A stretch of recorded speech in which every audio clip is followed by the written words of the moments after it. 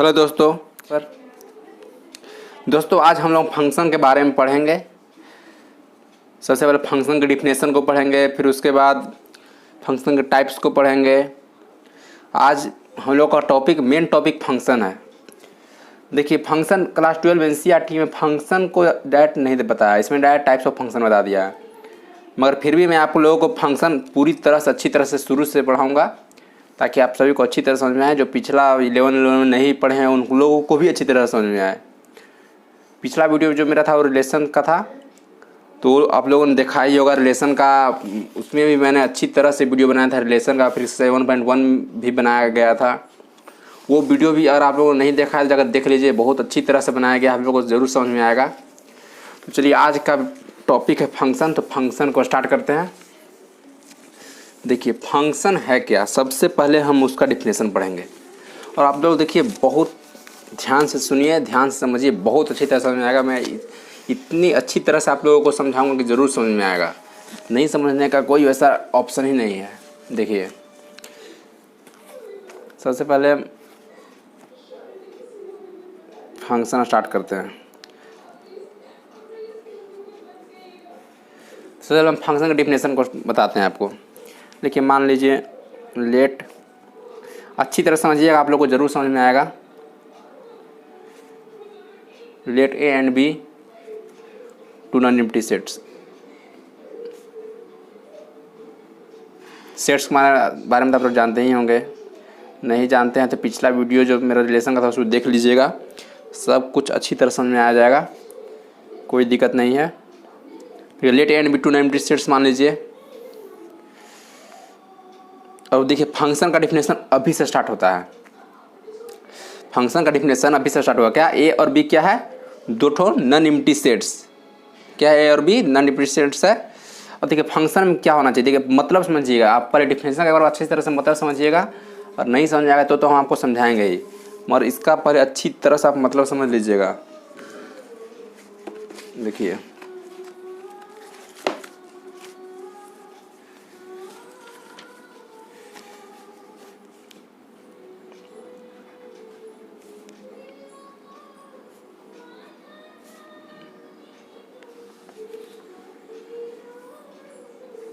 there be association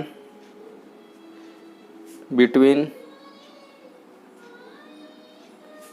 the elements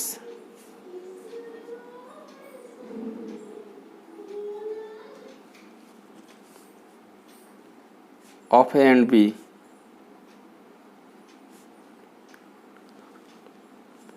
such that, देखिए यहाँ से स्टार्ट होता है definition. such that for every element। तो आप अभी डिफिनेशन अच्छी तरह समझने का प्रयास कीजिए, फिर इस डिफिनेशन को हम थोड़ा समझाएंगे आपको। such that for every element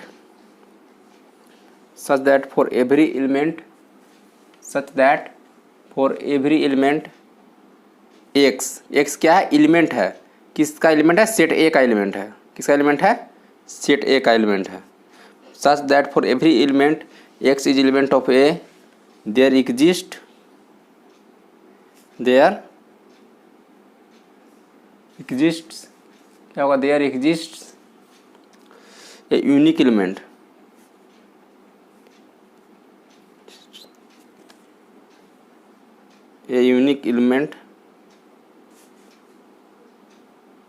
y element of B। देखिए, y क्या है? b का एलिमेंट है। b क्या था? a और b हम दो शुरू में जो नॉन एम्प्टी सेट्स माने थे ना, हाँ, तो उसी का y क्या है? b का एलिमेंट्स है। y क्या है? b का एलिमेंट्स है। रिटेन एज, यहाँ उसमें डिफिनेशन लिखवा दे रहे हैं। Written as y is equal to f of x। then we say that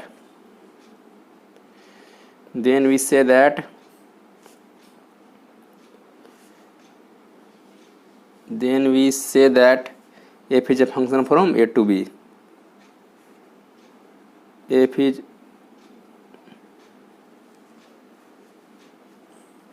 function from A to B। और इसको हम कैसे लिखेंगे? रिटेन एज सब आप लिख लीजिएगा अच्छी तरह से, क्योंकि ये एनसीईआरटी में भी नहीं दिया हुआ है, आरएस अग्रवाल में भी नहीं दिया है, किसी बुक में क्लास 12 के किसी बुक में फंक्शन के बारे में नहीं दिया हुआ है। आप इसलिए हम आपको अच्छी तरह से फंक्शन को भी एक बार पढ़ा दें। डायरेक्ट टाइप्स ऑफ फंक्शन से स्टार्ट कर दिया है। कैसे इसको लिखेंगे? Written as F from A to B. इसको क्या पढ़ेंगे? F from A to B. इसको हम क्या पढ़ेंगे? F from A to B. इसको हम क्या पढ़ेंगे? एफ फ्रॉम, इसको हम पढ़ेंगे F from A to B. इसको हम क्या पढ़ेंगे? F from A to B. Definition यही है। अब डिफिनेशन देख कर लग रहा होगा अरे यार ये क्या सर बता दिए, हम लोग को समझ ही नहीं आ रहा क्या डिफिनेशन बता दिए। हाँ, तो हमको भी ऐसे ही लगा था। जब हमको भी जब सर मेरे जो डिफिनेशन शुरू में लिखवाए थे ना, तो हमको भी लगा अरे यार क्या फंक्शन है, कुछ समझ में नहीं आ रहा क्या।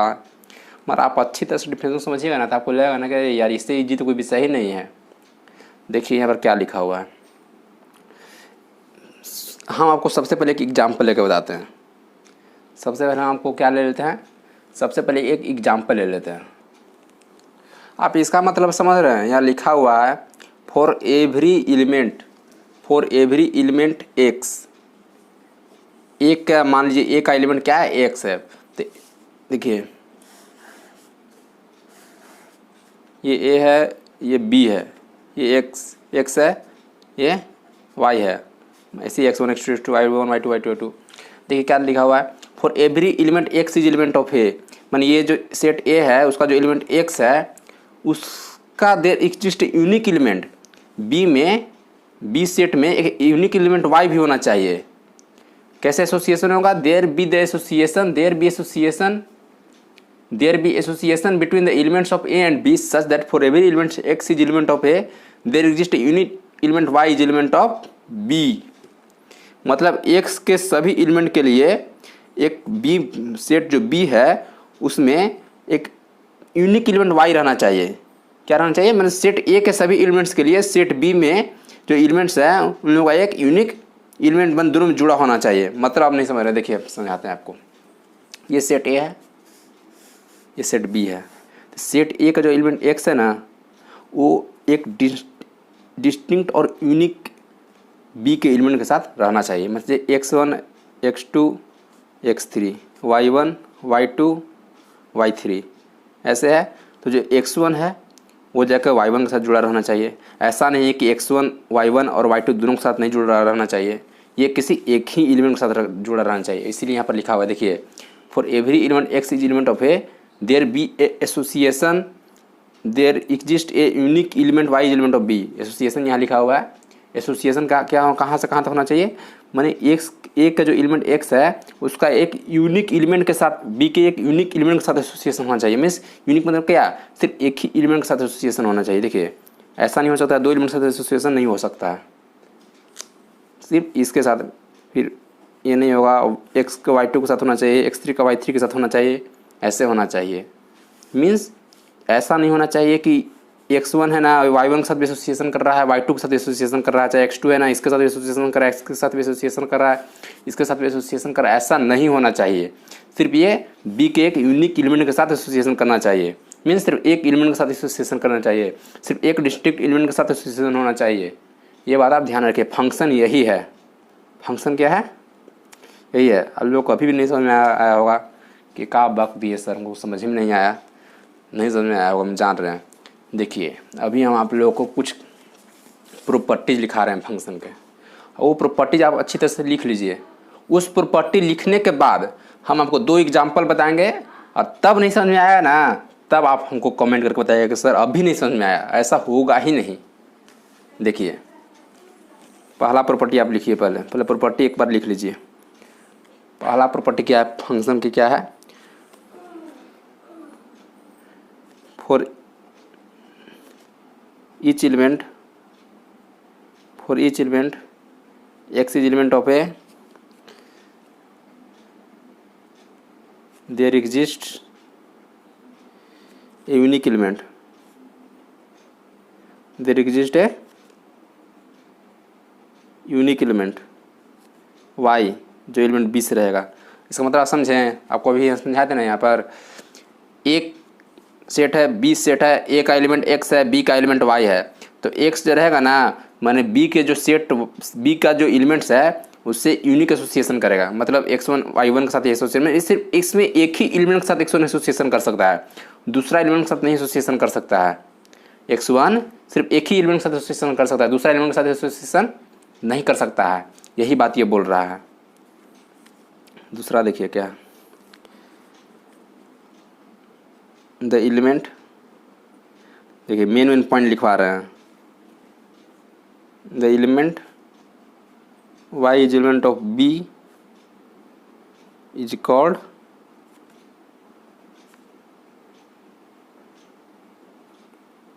image of A under the function of f, under the function of f। इसका मतलब आपको समझ में आया? देखिए हम फंक्शन के एक और तरह से डिफिनेशन कर सकते हैं। आप मतलब समझें, मतलब ए का जो सेट्स है ना, ए का जो सेट ए है उसका जो एलिमेंट्स है ना, उन सभी का एक इमेज होना चाहिए। आप इतना भी आप बोल सकते हैं फंक्शन के लिए। x1 है, x1 का इमेज क्या है, y1 है। x2 का इमेज क्या है, y2 है। x3 का इमेज क्या है, y3 है। मतलब सभी का इमेज होना बहुत जरूरी है। अगर इसमें से एक का भी अगर इमेज आपको नहीं मिल पाता है तो फंक्शन नहीं होगा। ये चीज़ हम आपको बाद में बताएंगे, एग्जाम्पल जब देंगे ना तब आपको अच्छे से। पर ये सब प्रॉपर्टी है आप लिखते जाइएगा, बहुत इंपॉर्टेंट प्रॉपर्टी है फंक्शन के लिए, और ये सब कहीं अभी नहीं बताया गया है, इसलिए ये सब आप ज़रूर लिख लीजिएगा। क्योंकि सब ये सब एनसीईआरटी बुक में 7 टाइप्स ऑफ फंक्शन से स्टार्ट कर दिया है क्लास 12 में, और हम अभी मेनली आपको बोर्ड एग्जाम की प्रिपरेशन के लिए पढ़ा रहे हैं। तीसरा में क्या है,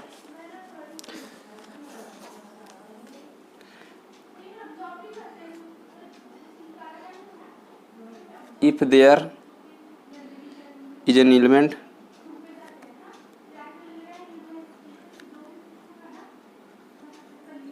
if there is an element in x, in a मानिए, in a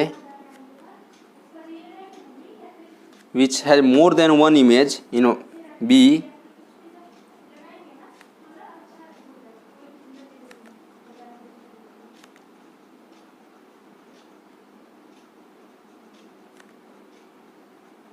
which has more than one image in B,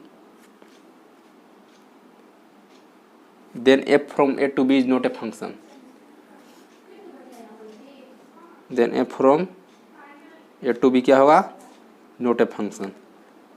इसका मतलब आप समझें, इसका मतलब आप समझे कि नहीं समझें? इसका मतलब ये बोल रहा है, हम आपको क्या बोले कि जो सेट ए है उसका जो एलिमेंट्स है उसका इमेज होना चाहिए बी में। मगर ये बात भी आप ध्यान रखिएगा, हम क्या बोले थे कि ये जो x1 है वो y1 के साथ ही या y2 के साथ ही या y3 के साथ ही एसोसिएटेड रह सकता है, मीन्स मैपिंग कर सकता है।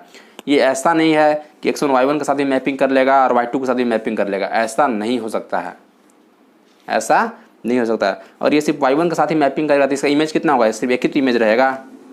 और ये y1 देखिए ये क्या होता है, आपको पहले जो रिलेशन का वीडियो था उसमें बताया गया था, इमेज प्री इमेज सब हम बताए थे। और आप लोगों ने, आपको इसमें कन्फ्यूजन हो रहा है इमेज प्री इमेज में, यहाँ पर हम आपको बता भी दे रहे हैं। फिर अच्छी तरह समझने के लिए आप पिछला जो वीडियो है रिलेशन का वो आप जरूर जाकर देख लीजिए। ये जो क्या था वो इमेज था, वो क्या था, इमेज था। ये प्री इमेज इधर वाला प्री इमेज था, मीन्स ऑर्डर्ड पेयर में ए बी, तो बी क्या है, इमेज है, और ये क्या है, ये प्री इमेज है।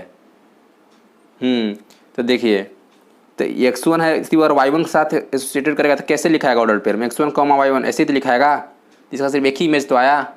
और इस y2 के साथ एसोसिएट कर लेता है तो x1 y2, x1 का कितना इमेज आएगा, 2 इमेज आएगा, ऐसा नहीं होना चाहिए। इसीलिए हम आपको बोले थे पहले ही कि जो x1 है वो सिर्फ y1 के साथ ही एसोसिएटेड हो सकता है, y2 के साथ नहीं। मीन्स सिर्फ ये एक b के x1 जो है बी सेट b जो है उसका सिर्फ एक ही एलिमेंट के साथ एसोसिएशन होगा, बस आप इतना ध्यान रखिए, बी के सिर्फ एक ही एलिमेंट के साथ एसोसिएशन होगा। ये सब प्रॉपर्टी है, सब आप याद रखिएगा। और ये एकदम लास्ट प्रॉपर्टी है, फिर उसके बाद डायरेक्ट एग्जांपल करेंगे। देखिए एक और चौथा प्रॉपर्टी क्या है, चौथा में है if there is an element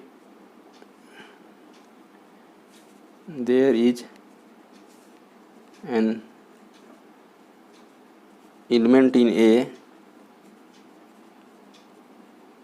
which doesn't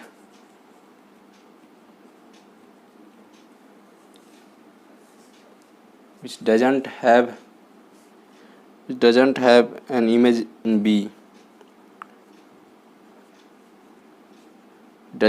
an image in B, then f from x to y is not a function। और देखिए हम आपको एक और चीज़ बताए थे। क्या चीज़ बताए थे कि जो ए सेट ए का जो एलिमेंट है उन सभी का एक इमेज होना चाहिए, मीन्स वो सभी सेट बी के एलिमेंट के साथ एसोसिएटेड होना चाहिए। इसमें कोई भी एक एलिमेंट ऐसा बचना नहीं चाहिए जो खाली रहे, जो किसी के साथ एसोसिएटेड नहीं रहे। वही बात यहाँ बताया हुआ है। If there is an element in A which does not have an image in B then F from X to Y is not a function. अब हम बिना टाइम वेस्ट कर डायरेक्ट एग्जाम्पल पर आते हैं। देखिए पहला एग्जाम्पल हम लेते हैं। पहला एग्जाम्पल मान लीजिए कोई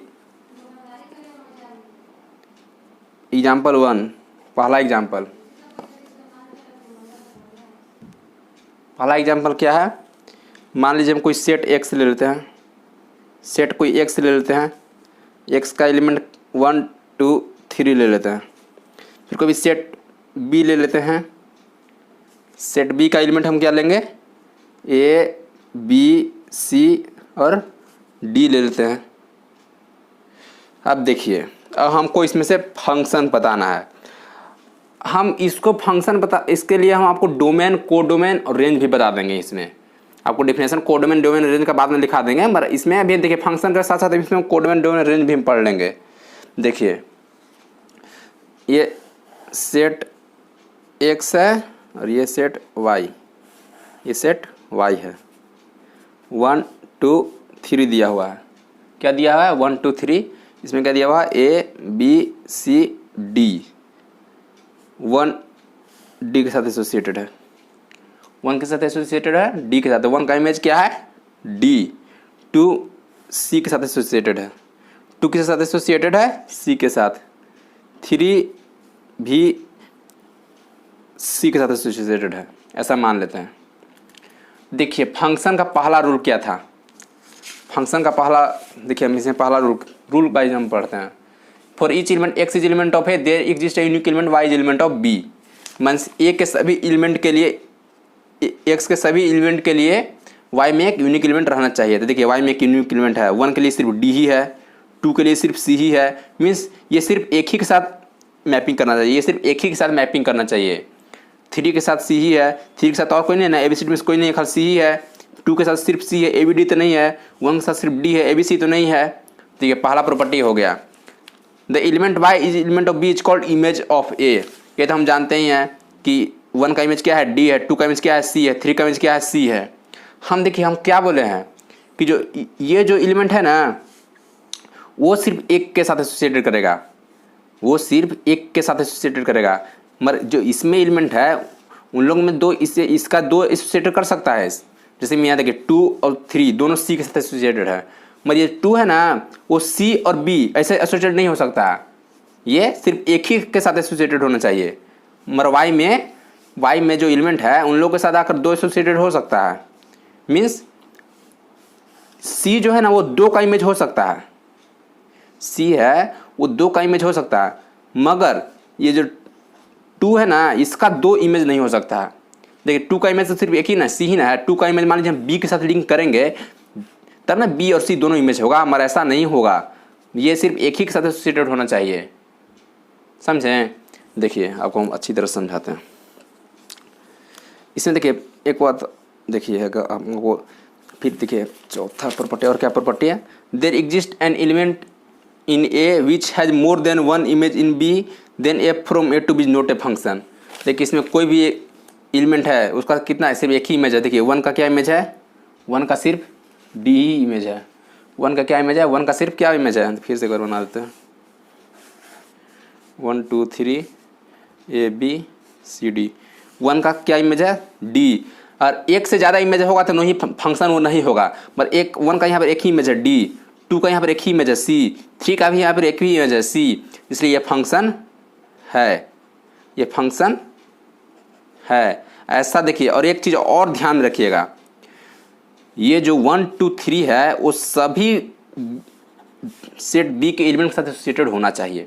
और इसमें से मान लीजिए 4 रहता, यहाँ 4 रहता और ये 4 खाली रहता, ये किसी के साथ मैपिंग नहीं किया रहता, तब हम इसको फंक्शन नहीं कहते, तब हम इसको फंक्शन नहीं कहते। मैं सेट ए का जितना भी एलिमेंट्स है ना वो किसी ना किसी सेट के बी के एलिमेंट के साथ मैपिंग करना चाहिए, मैपिंग होना चाहिए, कोई भी खाली नहीं रहना चाहिए, इसमें सभी का इमेज होना चाहिए। हम आपको क्या बोले थे कि सभी का इमेज होना चाहिए। जो 1 2 3 4 है ना उन सभी का इमेज होना चाहिए, उन सभी का इमेज होना चाहिए, उन सभी का इमेज होना चाहिए। तो इमेज कब होगा? जब मैपिंग होगा तभी तो इमेज होगा। जैसे 1 का इमेज डी है, 2 का इमेज सी है, 3 का इमेज सी है, 4 का इमेज बी है। और एक चीज़ और, ये जो सेट ए का जो एलिमेंट्स है वो सेट बी के एलिमेंट के साथ यूनिकली मैपिंग करना चाहिए। मीन्स ये सिर्फ एक ही एलिमेंट के साथ मैपिंग करेगा।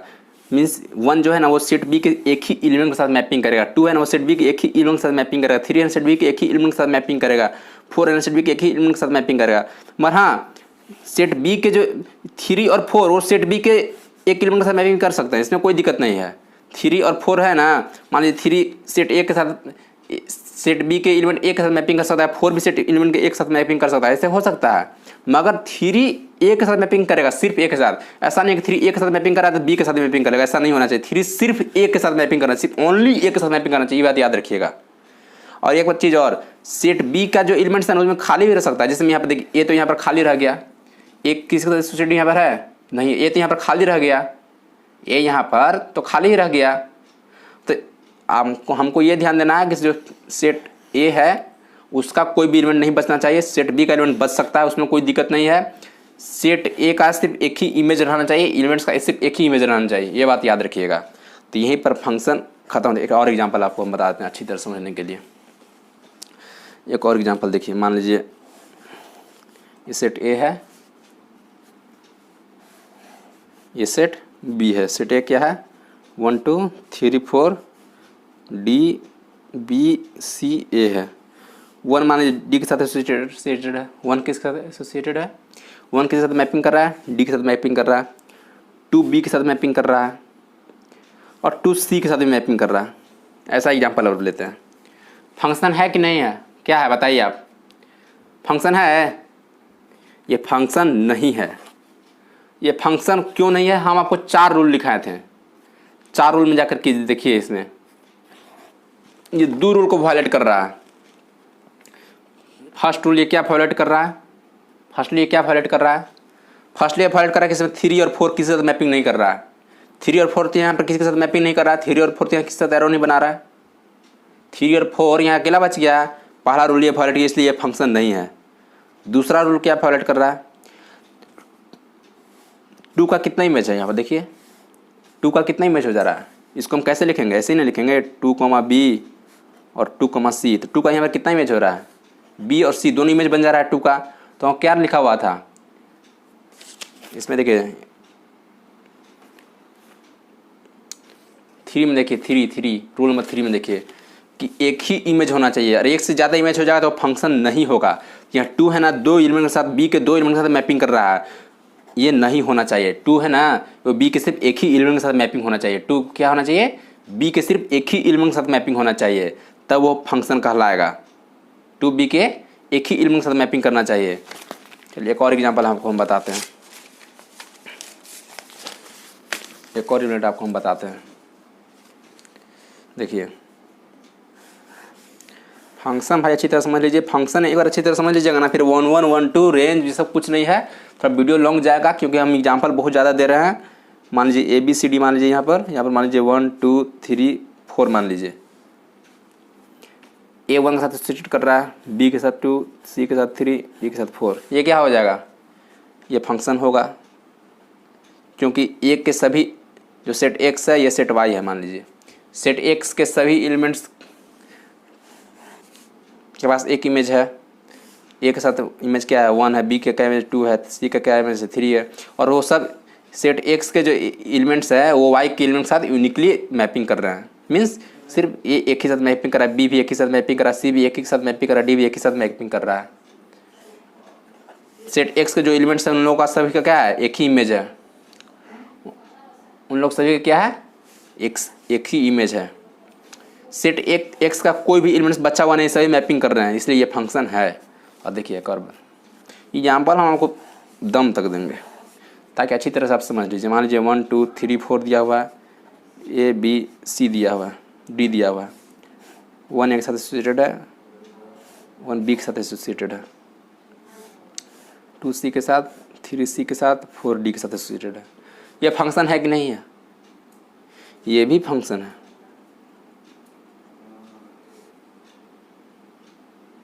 फंक्शन है ये, नहीं है ये फंक्शन। काहे नहीं है फंक्शन, पता चल रहा है आपको? राइट, हम जो बोल दिए आप मान लिए नहीं। देखिए 1 का यहाँ पर कितना इमेज हो जा रहा है, देखिए 1A, 1B। 1 का यहाँ पर 2 इमेज नहीं हो जा रहा है, 1A के साथ भी एसोसिएटेड है, 1B के साथ भी एसोसिएटेड है। तो 1 का यहाँ 2 इमेज हो जा रहा है कि नहीं, एक ये A हो जा रहा है, एक B हो जा रहा है।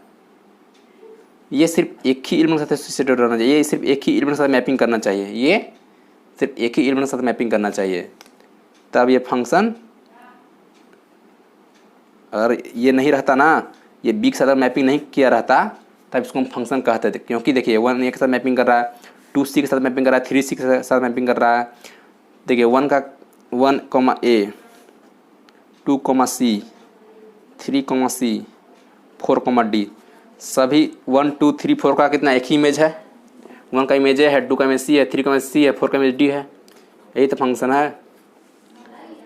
हाँ, और वो जो सेट एक्स के जो एलिमेंट्स हैं उन सभी का मैपिंग है, किसी के साथ 1 2 3 पर सभी का मैपिंग है। इसको हम लोग फंक्शन कहेंगे, इसको हम लोग पढ़ेंगे। चलिए अब फंक्शन को हम ख़त्म करते हैं। अब हम लोग आते हैं डोमेन, कोडोमेन और रेंज पर। इसमें भी समझ में आएगा। अब ये आपको और अच्छे, अब देखिए इतना एग्जांपल दिए भाई, और आप लोग नहीं समझ में आ रहा है तो और थोड़ा फिर से एक बार जाकर वीडियो को देखिए, 1 2 बार देखिए, और इतना समझ में आ जाना चाहिए। और अभी भी नहीं समझ में आ रहा था हमें, देखिए अभी डोमेन कोडोमेन रेंज बताएंगे ना, उसमें और अच्छी तरह समझ में आ जाएगा। देखिए डोमेन कोडोमेन रेंज अब क्या होता है। मान लीजिए कोई भी फंक्शन है,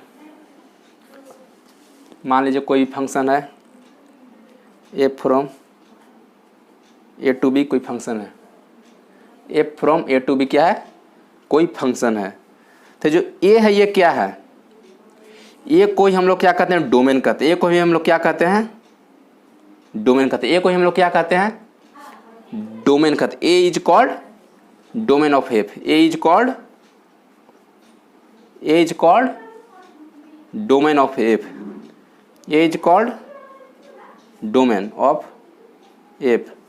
बी को हम लोग क्या कहते हैं, बी को हम लोग क्या कहते हैं, बी को हम लोग कोडोमेन कहते हैं। बी को हम लोग क्या कहते हैं, बी को हम लोग कोडोमेन कहते हैं। B is called codomain of F, B is called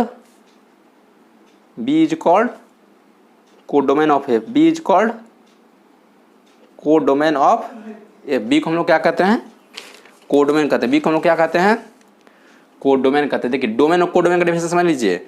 F from A to B लिखा हुआ है, F from A to B लिखा हुआ है, तो ए को हम लोग क्या कहेंगे, डोमेन कहेंगे। बी को हम लोग क्या कहेंगे, कोडोमेन कहेंगे। ए को हम लोग क्या कहेंगे, डोमेन कहेंगे। बी को हम लोग क्या कहेंगे, कोडोमेन कहेंगे। अब रेंज किसको कहेंगे भाई, रेंज तो आपको पता ही है। रेंज जो आएगा ना वो कोडोमेन में ही सही रेंज आएगा। रेंज जो आएगा वो कोडोमेन, देखिए ए और बी ऐसे लिखा रहता है, तो इसी में से तो कोई ना कोई रेंज आता है। जो बी का जो एलिमेंट्स रहता है उसमें तो रेंज आता है।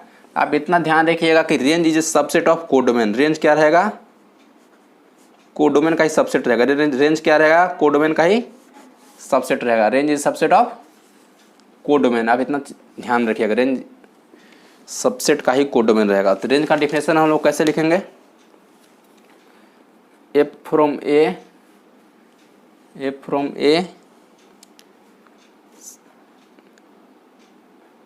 from x such that x is element of A is called range of F, इसी को हम लोग क्या कहेंगे, रेंज ऑफ एफ। इससे समझ में नहीं आया होगा, हम जान रहे हैं, इसे नहीं समझ में आया होगा, जान रहे हैं इसे नहीं समझ में आया होगा। मगर देखिए हम आपको अच्छी तरह से बताते हैं कि डोमेन कोडोमेन रेंज का होता है। एग्जाम्पल देखें ना, तब आपको देखिए कैसे समझ में आएगा, फट से समझ में आएगा एकदम। चलिए एक एग्जाम्पल ले लेते हैं। मान लेते हैं set A is equal to, set A is equal to मान लेते हैं 1 2 3 4। Set B is equal to मान लेते हैं 1 4 9 16 25। Set B is equal to मान लेते हैं 1 4 9 16 25। अब देखिए फंक्शन क्या दिया, फंक्शन दिया A from A to B such that f of x is equal to क्या दिया है, एक्स स्क्वायर दिया। F of x is equal to क्या दिया है, एक्स स्क्वायर है। For all x is element of A, x कहाँ का एलिमेंट है, ए का एलिमेंट है। एक्स कहाँ का एलिमेंट है, ए का एलिमेंट है। अब देखिए एक के सबसे पहले इथी कर लेते, सबसे पहले क्या कर लेते हैं, दूसरा पेज, छोटा पेज पड़ गया है, दूसरा पेज में इसको लिखने पड़ेगा लग रहा है। नहीं सर कोई दिक्कत नहीं है। सबसे पहले ये ए है, ये बी है, ए और बी। ए का क्या है 1 2 3 4, बी क्या है 1 4 9 16 25, यही तो है। अब ए के ईच एलिमेंट ऑफ ए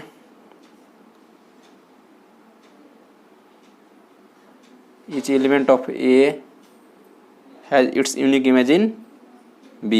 ये फंक्शन का डिफिनेशन हो गया, हैज इट्स यूनिक मीन एक ही इमेज रहना चाहिए B में, has its unique image in B। मतलब समझें, सिर्फ एक ही इमेज B में रहना चाहिए।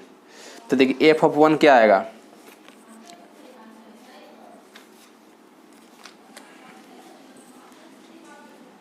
एफ ऑफ 1 क्या होगा 1, एफ ऑफ 2 क्या होगा 4, एफ ऑफ 3 क्या होगा 9। कैसे आ जाएगा 4 इंटू 4 ऐसे आ जाएगा, 2 इंटू 2 ऐसे आ जाएगा, क्योंकि F of x is equal to क्या दिया हुआ है, x square.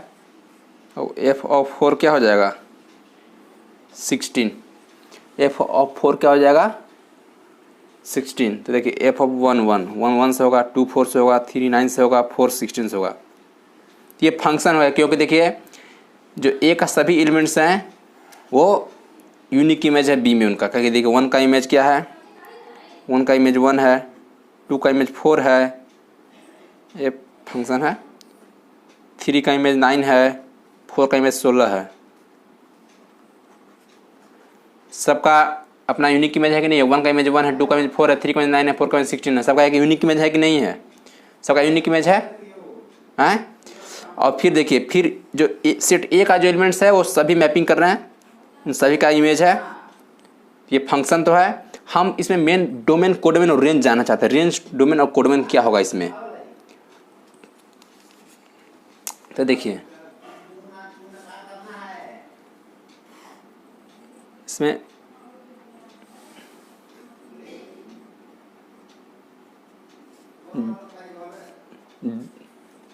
Domain of F क्या होगा, डोमेन ऑफ एफ इसमें क्या आएगा, डोमेन क्या बोले थे हम, F from A to B अगर दिया रहेगा तो ए को हम क्या कहेंगे डोमेन कहेंगे। तो सेट ए पूरा डोमेन है, डोमेन डायरेक्ट लिख दीजिए 1 2 3 4 डायरेक्ट डोमेन लिख दीजिए। डोमेन क्या आ जाएगा 1 2 3 4 डायरेक्ट। सेट बी क्या हो जाएगा, को डोमेन हो जाएगा, कोडोमेन ऑफ एफ क्या हो जाएगा, set B is called codomain. Set B को हम कोडोमेन कहते हैं, सेट बी को हम लोग क्या कहेंगे कोडोमेन। कोडोमेन में क्या क्या है, सेट बी में क्या क्या था, सेट बी में क्या क्या था, सेट बी में, सेट बी में था देखिए सेट बी में क्या है 1 4 9 16 25, 1 4 9 16 और 25 ये हो जाएगा कोडोमेन हो जाएगा। अब रेंज, रेंज क्या है, इमेज को ही हम लोग रेंज कहते हैं, इमेज को हम लोग क्या कहते हैं, रेंज कहते हैं। तो इमेज क्या है यहाँ पर देखिए 1, 4, 9 और 16, ये 4 इमेज है, यही 4 तो इमेज है। 1, 4, 9 और 16, यही 4 तो इमेज है। देखिए 1 इमेज है, 4 इमेज है, 9 इमेज है, 16 इमेज है। तो इमेज को हम लोग क्या कहते हैं, range. Set of all images is called range. Range का क्या डेफिनेशन है, set of all images is called range. तो रेंज में क्या आ जाएगा, यहाँ पर रेंज में क्या आ जाएगा 1, 4, 9, 16। चलिए अब दूसरा एग्जाम्पल में बात करते हैं। अब आते हैं एग्जाम्पल नंबर 2 पर। एग्जाम्पल नंबर 2 है, देखिए एन यहाँ पर क्या है, एन मान लीजिए सेट ऑफ नेचुरल नंबर है। एन क्या है, N set of natural number है। N set of natural number है। फिर एक फंक्शन दिया हुआ है F from N to N. Function दिया हुआ है F from N to N. अब इसमें f of x is equal to दिया हुआ है 2x। F of x is equal to क्या दिया हुआ है 2x for all x is element of n। और इसमें बताइए इसमें क्या होगा। देखिए पहला फंक्शन का डिफिनेशन क्या है, every element in n, every element in n, every element in n has unique image in n। क्या होगा, has unique image in n। Every element in n has unique image in n। ये तो function का definition हो गया। अब आते हैं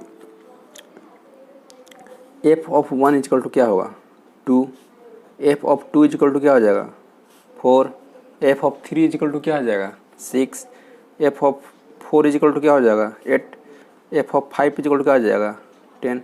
ऐसे ऐसे फंक्शन आ जाएगा एंड सो ऑन। ऐसे ऐसे क्या आ जाएगा, एफ इजकल टू, इसमें एफ इजकल टू क्या होगा तो 1, 2, 2, 4, 3, 6, ऐसे ऐसे आएगा। आप बताइए इसमें डोमेन क्या होगा, डोमेन इसमें क्या होगा, इसमें डोमेन क्या होगा आप, हाँ इसमें डोमेन क्या होगा, डोमेन हो जाएगा इसमें एन। ए फ्रॉम, हम लोग क्या बताते हैं, ए फ्रॉम ए टू बी में डोमेन क्या होगा, डोमेन होगा ए और बी डोमेन क्या होगा, कोडोमेन क्या होगा बी। तो ए पर ए की जगह पर क्या है एन है, तो इसलिए डोमेन क्या हो जाएगा एन। यहाँ पर डोमेन क्या हो जाएगा एन। अब यहाँ पर कोडोमेन क्या होगा, कोडोमेन क्या होगा, कोडोमेन हो जाएगा एन। और रेंज क्या होगा, रेंज इक्वल हो जाएगा 2, 4, 6, 8, 10 सोन। इससे ये रेंज हो जाएगा। आप लोग को डोमेन कोड में रेंज तो समझ में आ गया होगा। डोमेन कोडोमेन और रेंज तो आप लोगों को समझ में आ गया होगा। इसमें तो आप लोगों को कोई प्रॉब्लम नहीं होगा। देखिए फिर से एक बार बता दे रहे हैं। मान लो कोई फंक्शन है फ्रॉम ए टू बी, ए को हम लोग डोमेन कहते हैं, बी को हम लोग कोडोमेन कहते हैं। और रेंज, रेंज क्या होगा, range is subset of codomain. Range subset of codomain, codomain का ही सबसेट होगा range, subset of codomain means इसी में से रेंज आएगा। रेंज किसको कहते हैं, जिसके साथ ए के जो एलिमेंट्स है वो जिसके साथ मैपिंग करेंगे वही सब रेंज हो जाएगा। जिसका मैपिंग होगा ना यही सब क्या हो जाएगा, रेंज हो जाएगा। चलिए अब हम इसको ख़त्म करते हैं। डोमेन कोडोमेन रेंज का पूरा हो गया। डिफिनेशन भी आप लोगों को लिखवा दिए हैं। Set A is called domain, set B is called codomain and set of all images is called range. Set of all images is called range. कितना इमेज आएगा उसी को हम लोग क्या कहेंगे, रेंज कहते, लिख लीजिएगा। Set of all images, set of all images is called range. Set of all images is called range. Set of सभी इमेजेज को हम लोग क्या कहते हैं, रेंज कहते हैं। ये बात आप याद रखिएगा। Set of all images is called range.